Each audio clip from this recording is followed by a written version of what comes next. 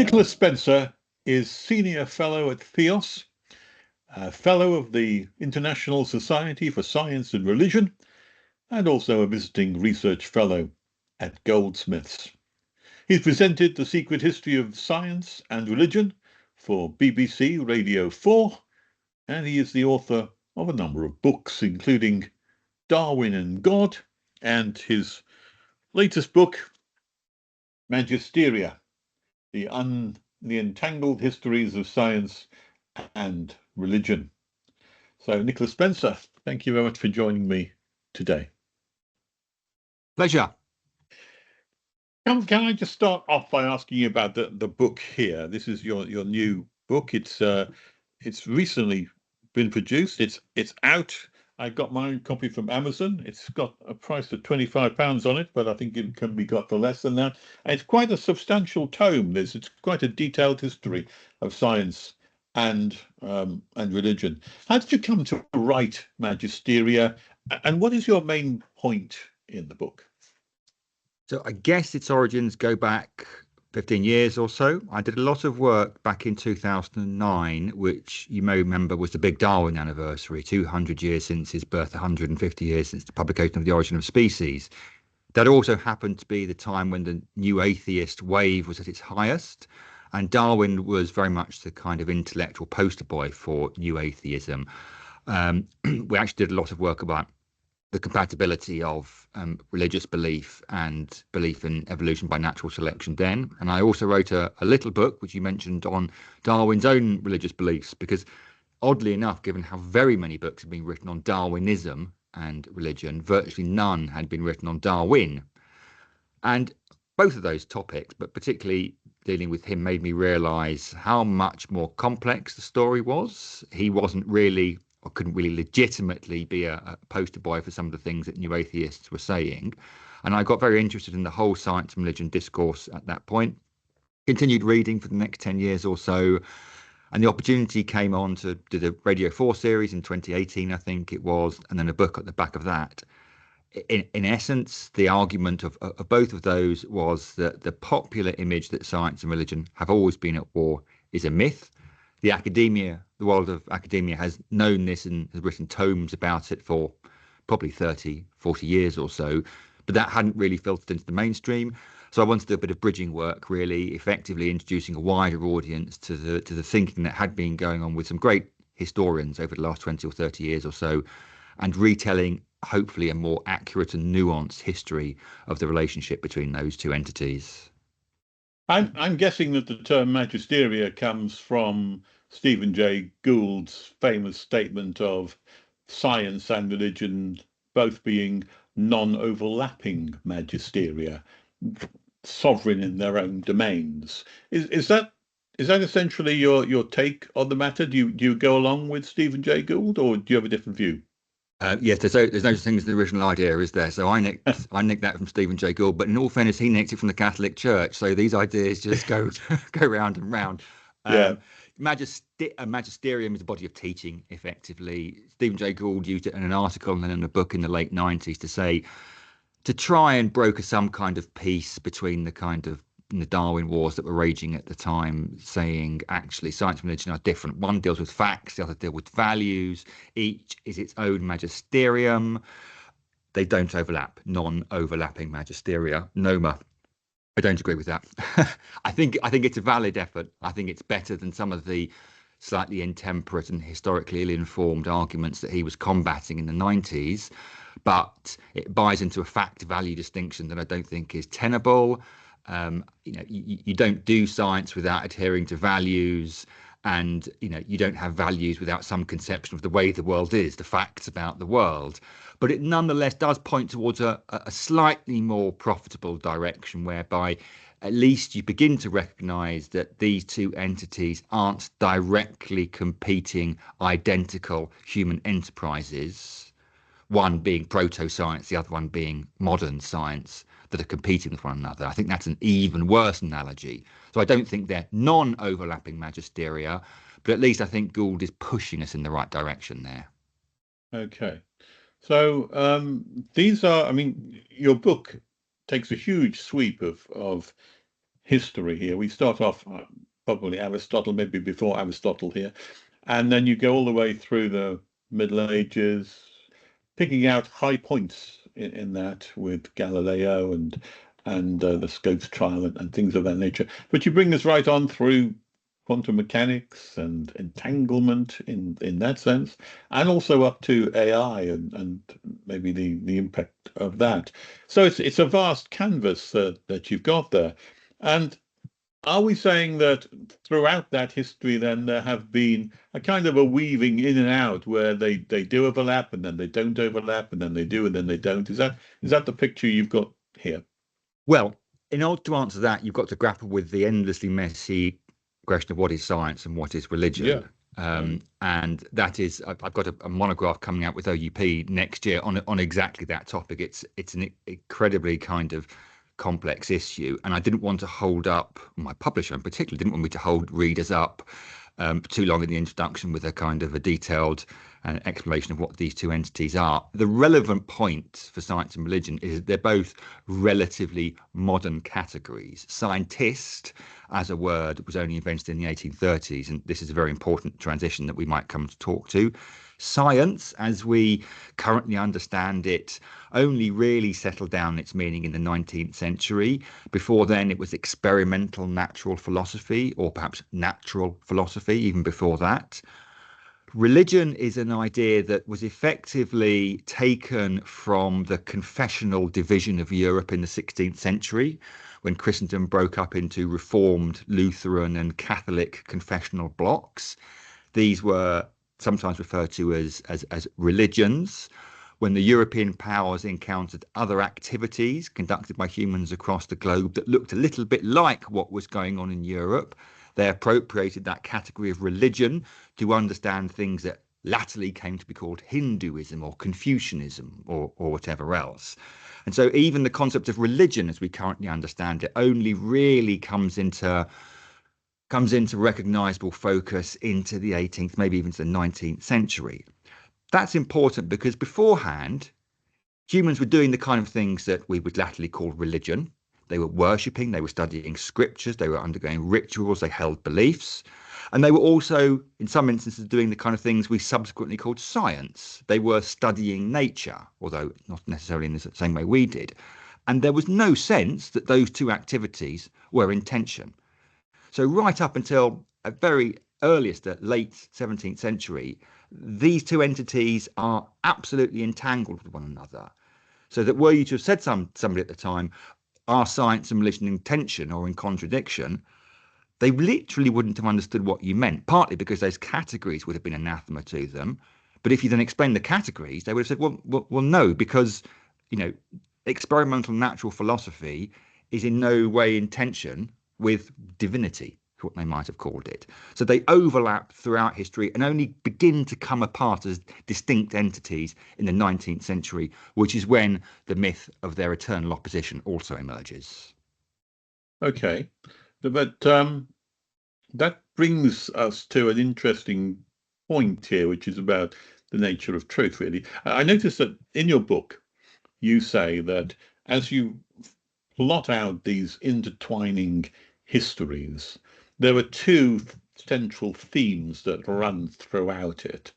And these two central themes are overlapping. And the first question, or the first theme that you identify, is basically the question of authority. Who gets to say what is true and what is not true? Now, that's a competing idea. Science says, well, we get to say what's true because we have a scientific method. And religion says, no, we get to say what's true because we go beyond the scientific method. We have revelation and we have other insights which you don't or couldn't possibly have. So how does that connect then? That theme of what is true and how do we determine it, whether it's from science or from religion or both? So you're absolutely right that the sparkiest moments in the history of science and religion have been effectively moments of transition when it comes to what you might call epistemological authority. Who knows? Who can speak truth? Who's authoritative here? That was one of the issues, one of the major issues underlying the Galileo trial, when actually the supreme presiding authority when it comes to these matters at the time was Aristotle. Aristotle was the basis of European science right up until the 17th century. Aristotle was also, or Aristotelian thinking had also been woven very significantly into Roman Catholic theology for several hundred years or so. And so if you challenged Aristotle as a scientific authority, which certain Protestant thinkers did, you were also implicitly or explicitly challenging the basis of Catholic authority. And that was where the argument really got sharp. In the same way, in the 19th century, if you were to go to the beginning of the 19th century and look for somebody who was doing science, as we might call it now, you'd probably alight on an Anglican clergyman in the rectory. 70 or 80 years later, you're far more likely to find them as a professional scientist working in an independent university, for example. And that transition of authority really mattered.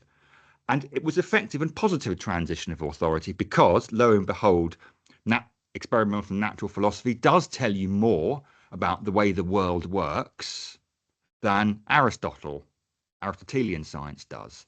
And a professional scientist working in a research lab in 1880 will be better at telling you how the natural world works than an Anglican natural philosopher working in his rectory in 1800. So these were painful transitions of authority, but important and necessary ones. But here's where the story dovetails with the second narrative that we might talk about, which is actually the really sparky moments between science and religion aren't just about authority, but authority when it comes to adjudicating what kind of creature a human being is. Yeah, that's when the tension really kind of, when those two things, authority and anthropology, come together, that's when the tension became most evident. Right. So how do we determine the difference? Because religion gives us one answer as to the question of what is a human being. A human being is made in the image of God. Okay, that's the religious approach to it. Whereas the scientific view, the Darwinian view indeed, is that no, human beings are merely evolved animals. And there's a kind of a mutual exclusion between those, or apparently a mutual exclusion. How do you determine which one is true? So my response to that is, do you need to? You need to. Do you need to? I think this is the critical point. These battles, these debates became intensest, not strictly speaking, when one side said, this is my understanding of the human, and the other side said, this is my understanding of the human. It's when either or both sides said, this is my understanding of the human, and it is exclusively correct, and no other understandings of the human are legitimate. So it's not that when somebody says, for example, humans are evolved animals, but when they are only or merely evolved animals. So we're very familiar with the Darwinian one. Let's give an example from 100 years earlier, which I think is in one sense even more interesting. If you scroll back actually to the beginning of the 17th century, you have Descartes talking about the beast machine. In other words, humans are different because we have bodies, but we also have souls, immaterial souls. Beasts, animals don't. They are only animals. They operate effectively as complex machines. Now, that idea, many Christian thinkers in Europe didn't like, that many philosophers didn't like. But what they didn't like even more was when a particular radical, I mean, he wasn't a follower of Descartes, but he kind of picked up where Descartes left off, a mid-18th century French medic turned philosopher called Julien Lemaitre, picked up Descartes' idea and said, well, actually, it's not just beasts that are animals, it's humans. Beasts that are machines, it's humans that are machines. And he wrote a book that was scandalous even by the standards of 18th century French philosophe, which was called L'Homme Machine, Man a Machine, which was one commentator said that the most condemned book in Europe at a time when there was an awful lot of competition for that title. And Lemaitre's point, interestingly, he'd been a medic, he'd observed humans on the battlefield, he'd studied himself when he was undergoing a fever. He came to the conclusion, we just operate like animals. So he said, humans are machines. And importantly, they're only machines. So they don't have any capacity for moral, rational reflection, and certainly no capacity for transcendence, spiritual life, immortality, or whatever else. And it's when those hegemonic or exclusive claims regarding human nature were ventured by one side or the other, as it happens, that people got cross. Is that where the mistake is, then? Because you can go and say that man is a machine and the product of evolutionary forces, but that still allows for an overlap with a religious point of view made in the image of God. The moment you say that man's only a machine, you now make mutually exclusive categories. The end becomes one or the other. You can't have both at the same time when it's only. Yeah. And I can see that that's what would cause the difficulties here. But are you maintaining that the whole solution of the problem between science and religion is solved by getting rid of that dividing line, getting rid of that word only, getting rid of the mutually exclusive categories, and then everything can settle down and coexist? Is that the point? Not quite. I mean, I would certainly say that it is when people are forced to make this either or choice that they are compelled into really some kind of conflict. I mean, it's important to recognize that this in itself, this part of the discussion in itself, is absolutely not generic to religion. It's like saying, are you a university academic or are you an evolved primate? You can be both. It depends on how one understands the human. And exclusivist interpretations of the human almost always reside in the idea that my particular discipline, whatever it is the authoritative discipline to the extent that it delegitimizes other disciplines. But humans exist in lots of different levels of what you might call emergent complexity. We are absolutely evolved primates. You can understand us biologically. You can understand us at the level of physical structure, although that doesn't get you very far. But that doesn't preclude you from understanding people anthropologically or socially or even spiritually. And I think when you recognize that there are different levels, as it were, that you can understand the human, broadly speaking, mutually compatible levels, that tension then dissipates. My important PS to this, and this is actually something I unpack far more in this upcoming book, is that Magisteria argues that these have been the most interesting, the sparkiest moments in the history of science and religion. But one of my intellectual heroes, John Hedley Book, wrote about Charles Darwin. One shouldn't try and pigeonhole the man who wouldn't pigeonhole pigeons. And I think you can kind of appropriate that for the whole science and religion debate. Magisteria tries to argue against a narrative that science and religion have always been at war, a narrative that emerged really very late in the day in the 1870s or so, and a narrative that is very simplistic. But I don't want to replace one simplistic narrative that I think is wrong with another simplistic narrative that I think that's right. So I think the human and the authority dimensions are really, really important, but they don't exhaust the entire science and religion debate. There are other elements and dimensions where there are tensions that need to be thought through. Okay, let's look at some of those tensions, because you speak of certain sparky moments where there has been a clash, quite a serious clash between the ideas of science and the ideas of religion. And within your book, you identify, if I've understood it right, 3 main events in history which have been, let's say, the most sparky.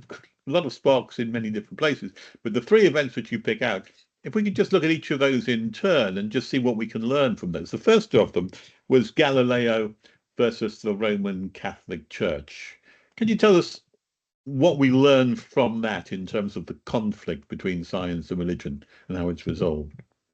So this has a personal dimension, it has a political dimension, it has a theological dimension, it has a scientific dimension. It's got everything, this particular story.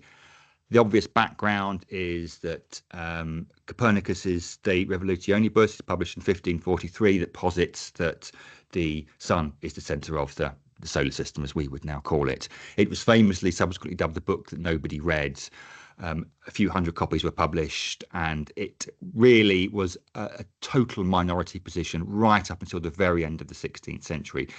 Broadly speaking, accommodated, but largely because it was deemed to be a theory rather than any kind of statement of reality. Galileo turns the newly invented telescope towards the moon and towards Jupiter, and all of a sudden things begin to look as if Copernicus is right. There's still an awful lot of detail that needs to be sorted out, but as it were, the intellectual temperature changes a bit in the second decade of the 17th century. Now, interestingly, at first, the Catholic Church cautiously welcomes some of Galileo's ideas. But it was famously said of Galileo, he would rather lose an argument than a friend. He'd rather lose a friend than an argument.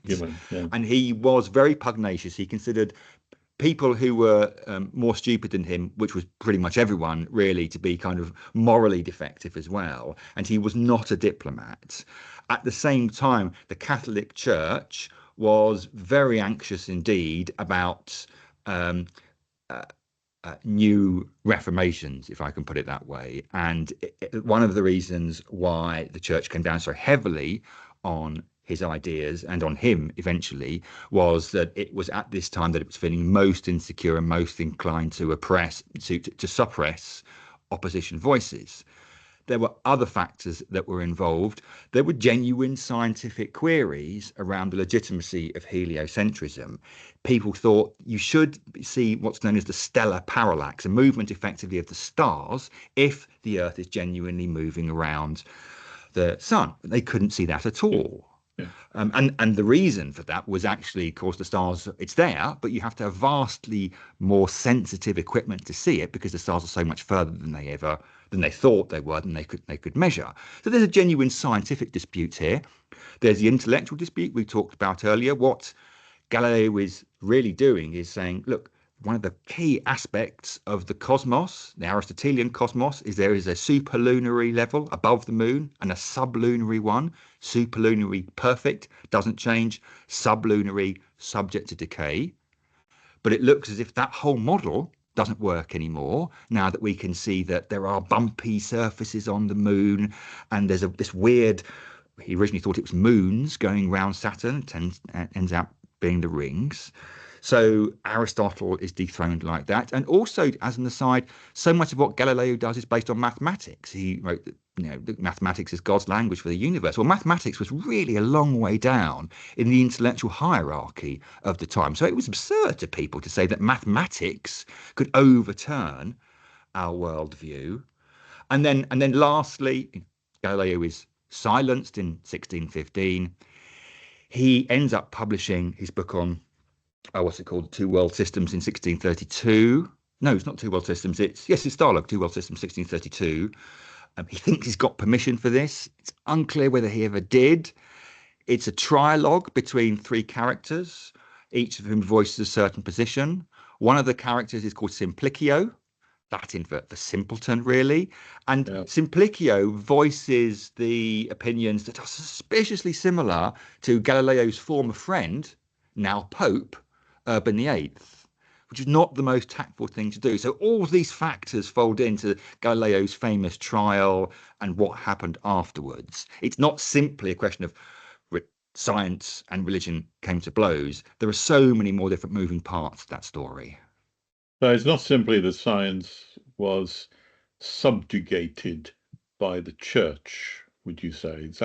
That's how the story seems to pan out, where poor old Galileo confined to his house for the rest of his life and has to have some kind of penance and abjure everything that he said he believed in for so long, with those famous words which are supposedly to him, and yet it moves, that kind of thing, which he may or may not have said, I understand.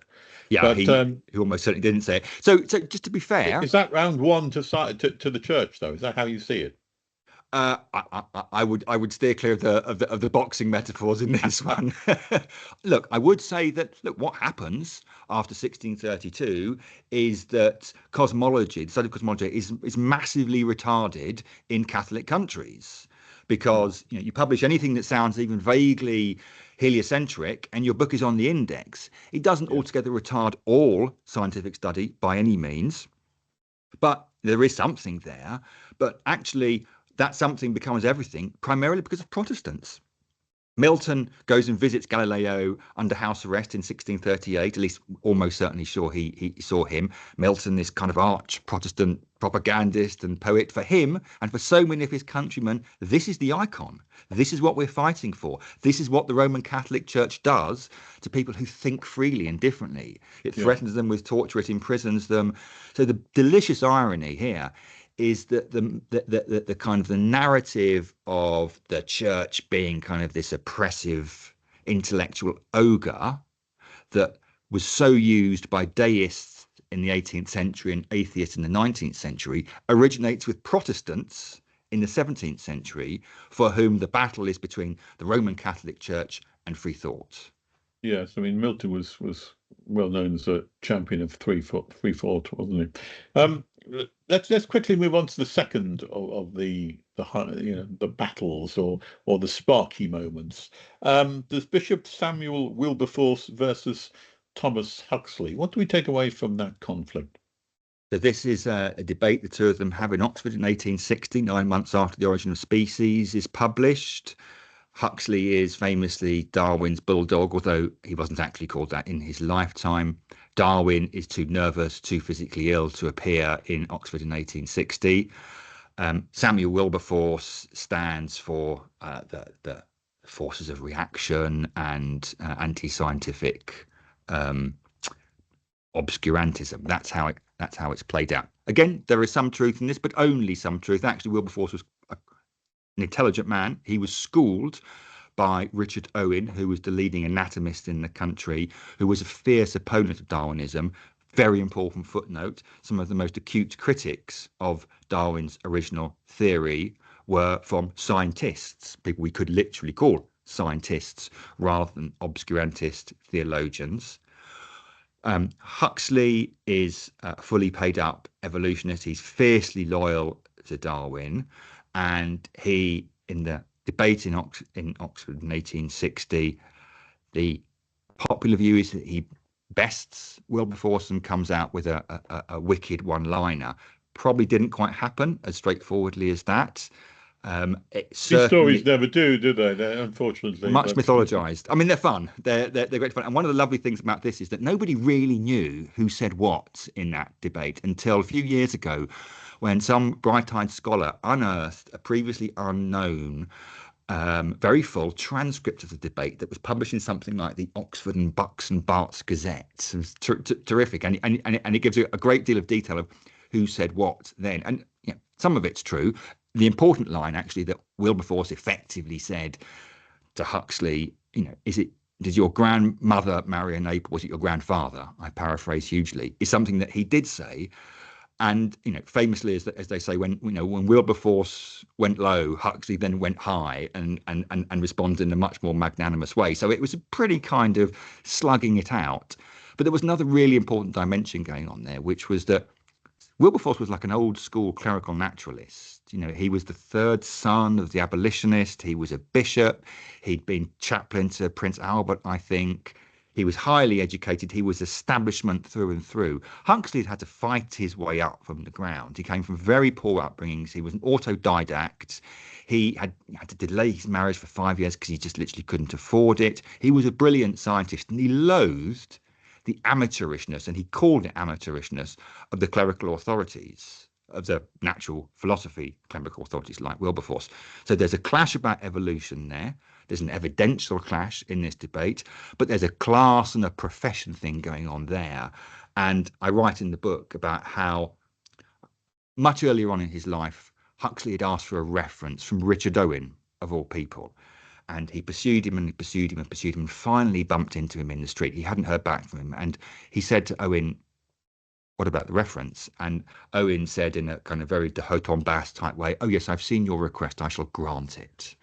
And in a letter, Huxley subsequently wrote, we had to kind of hold myself back from knocking him into the gutter. Well, people knew that Owen was coaching Huxley behind the Oxford debate. And so I write in the book that this was a moment when Huxley did actually knock him into the gutter. And there were personal kind of animosities playing out here. Right.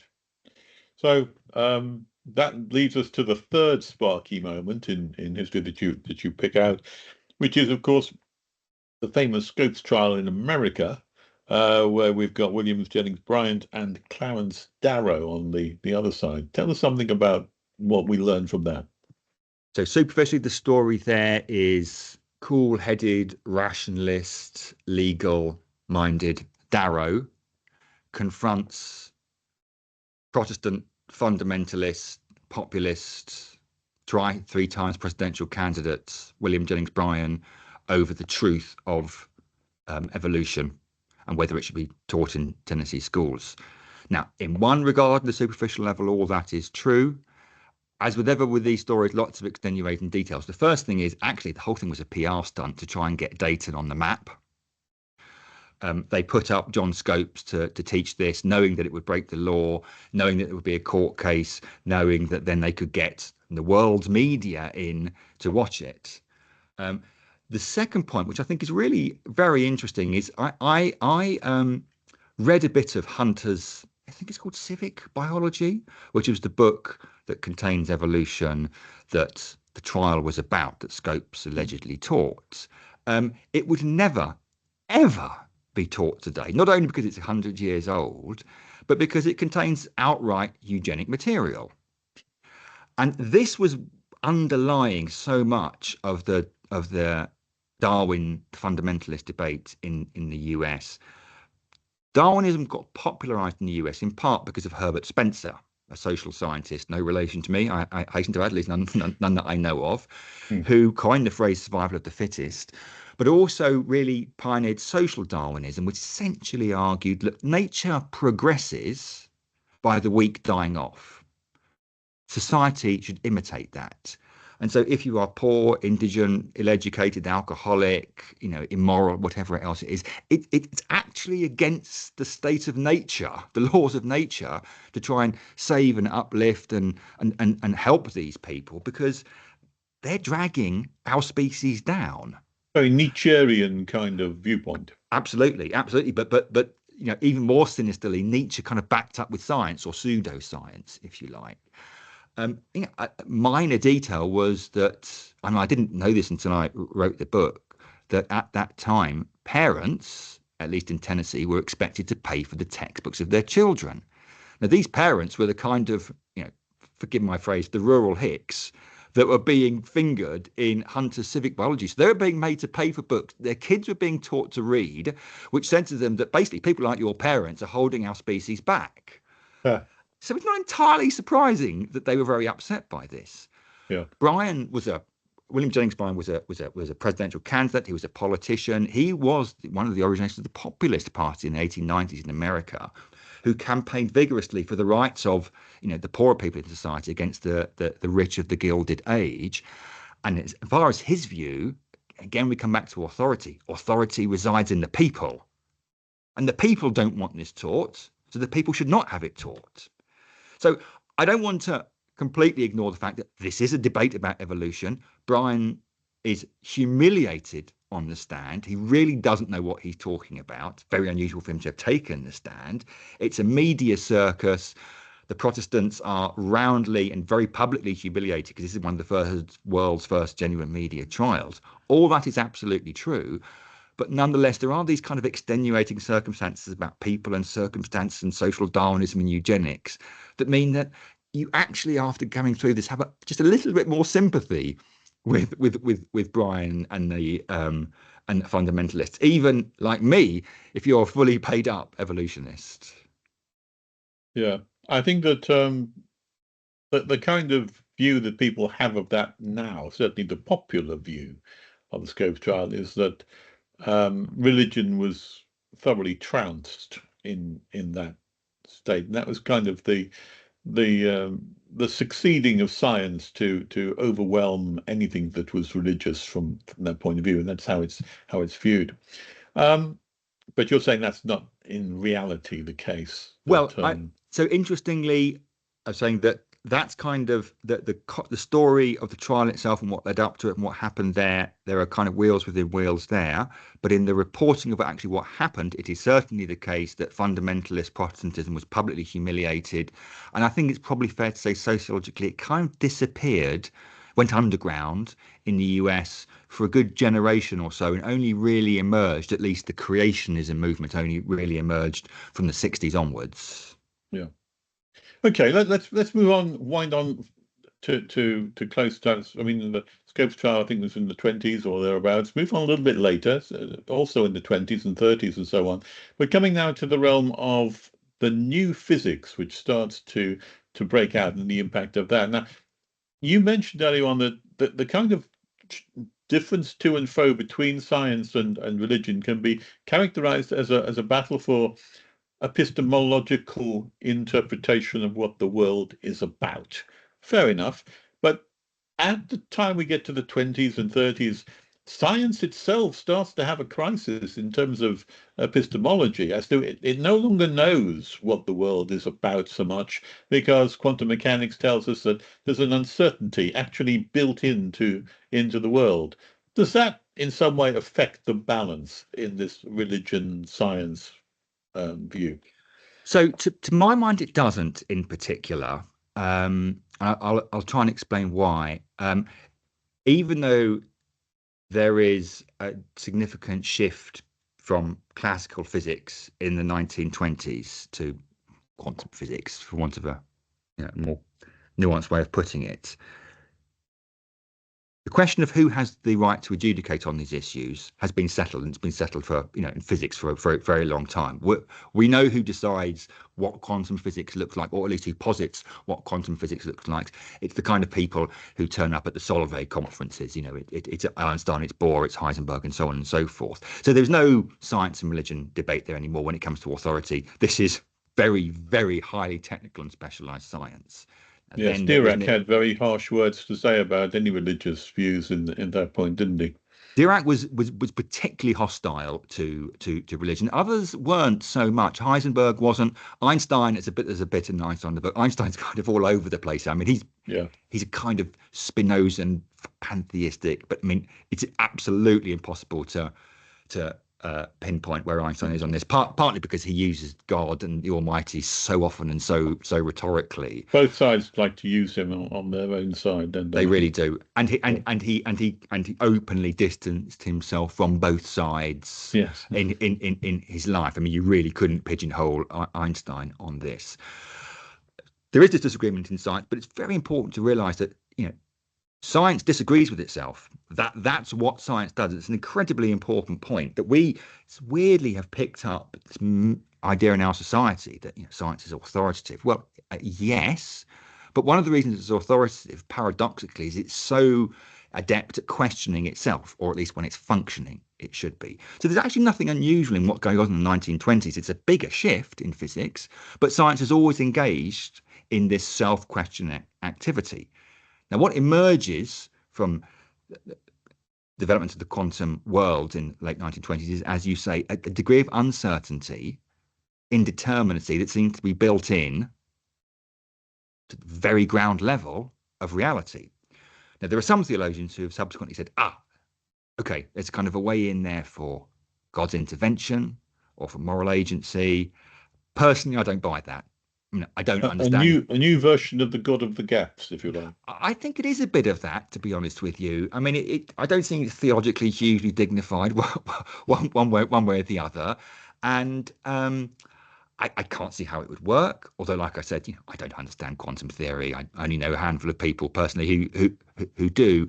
But as you say, it kind of seems to me a bit about, oh, look, there's something that science can't quite fully understand, or oh, look, there's something a bit uncertain there. Let's leap in there. That's the entryway. I don't think that's a particularly healthy route for science and religion dialogue. Although I do know some theologians and scientists who would disagree with me on that, so they may have a different view. Okay.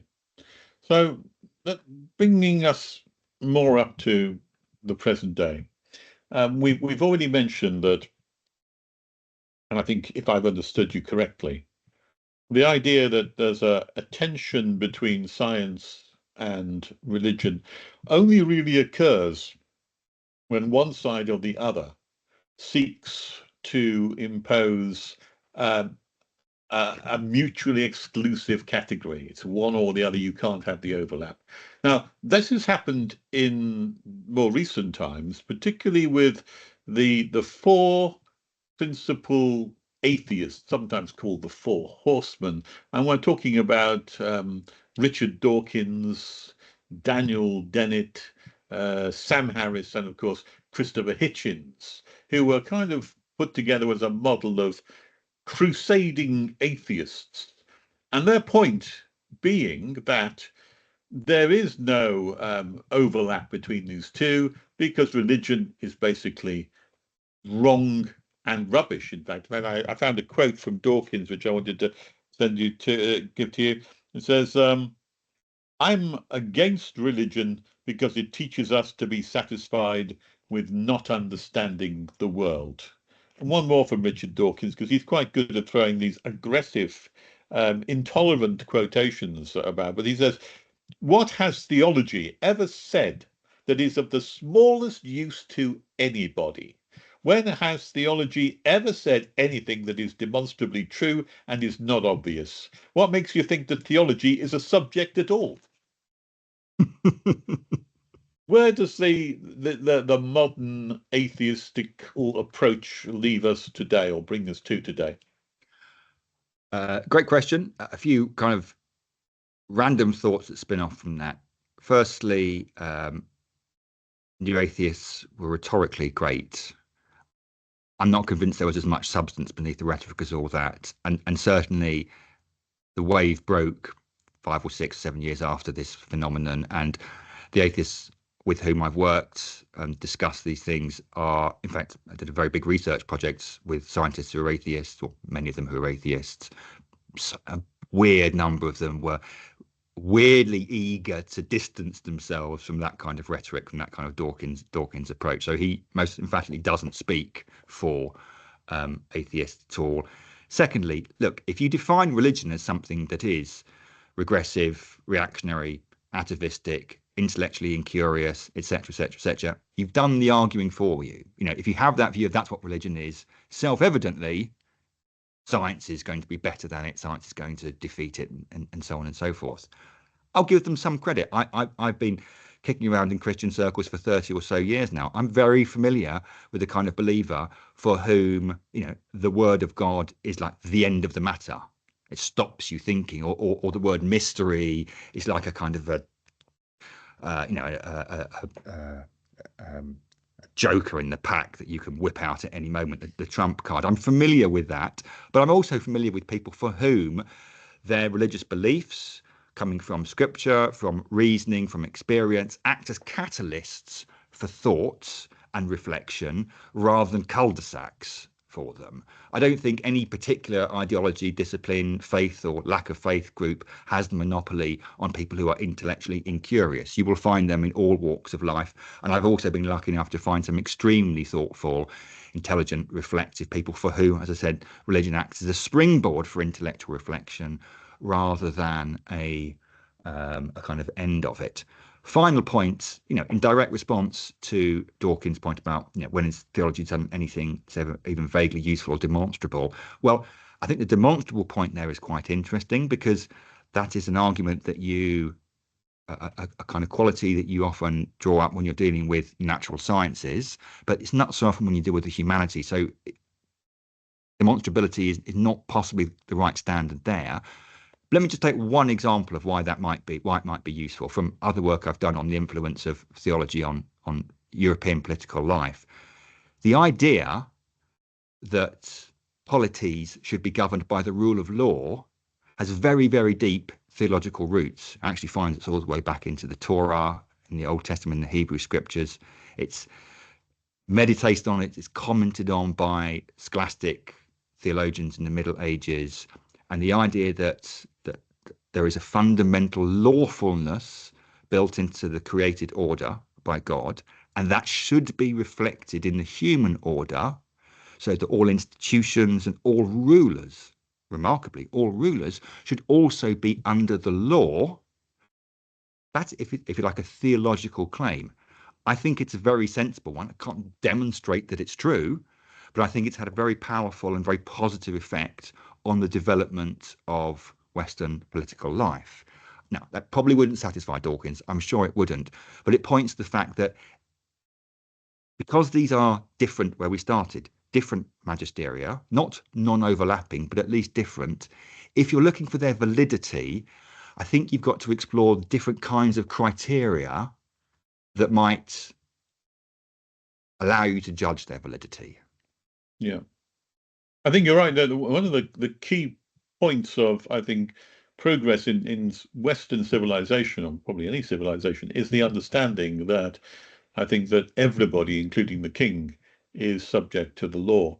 I took that back to Magna Carta, but you're taking it back further to religious ideas, which Well, the really may interesting well thing be. about Magna Carta was that it has certain ideas in it that were indirectly inserted there. I mean, he didn't draft it as originally had been thought, but there were indirectly as a result because of Stephen Langton, who was the Archbishop of Canterbury at the time. Langton had been a lead biblical scholar in the University of Paris in the 1180s or 1190s, and had glossed the relevant texts in Deuteronomy around how the law there says that when you are you present the law to the king, and effectively says the king is under law, it's under subject to God's law. Right. So they're not quite quoting scripture in Magna Carta, but there is obviously a deeply ecclesiastical element to it. The very first clause of Magna Carta, the church shall be free, and a lot of these ideas have, as it were, their roots in theological soil. Yeah, I can see. Yes. My last question, Nicholas, and that is really about someone today, maybe, who maybe they are drawn to religious intuitions. Maybe they're Christians, maybe they're Muslims, whatever it may be.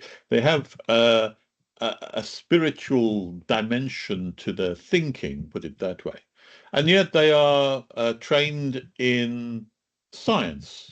The need to find everything established empirically, otherwise it cannot be shown to be true. I mean, in the past, there were many scientists like Isaac Newton and many others. Today, more recently, John Polkinghorne, I think, is quite famous for combining these two. But what advice, finally, do you give to someone who might be struggling with encompassing those two different pools or two different directions as they might see it? What advice do you have for such a person? I'll give two pieces of advice, one slightly longer than the other. The first, the slightly longer one, is think about how you do get to know things. Back to epistemology here. When you're dealing with stuff, knowing about it in an effective way tends to involve a self-withholding. This is a principle of science. You remove yourself, your views, your characteristics from it, and try and test it objectively.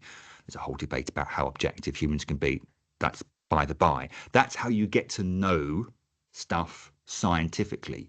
It is emphatically not how you get to know persons, other human beings, people with whom you have a relationship. Try to get to know someone you love or friends with by volunteering absolutely nothing of yourself and distrusting everything they say about themselves, and you're probably not going to form a friendship very quickly. Put another way, science, very successfully, the knowledge of science is based on distrust and skepticism, but knowledge of other persons tends to be based on trust, on a self-giving rather than self-withholding. I think that is the appropriate epistemological mindset when you're engaging with religious questions. You're not going to prove, you're never going to prove God's existence or anything like that, but you're not going to get very far on a totally kind of distrusting approach. There has to be some elements of trust in it. You roughly translate that as faith, but I tend not to use that word because it has lots and lots of kind of slightly dodgier connotations. The second, slightly more flippant piece of advice is go and listen to a piece of music.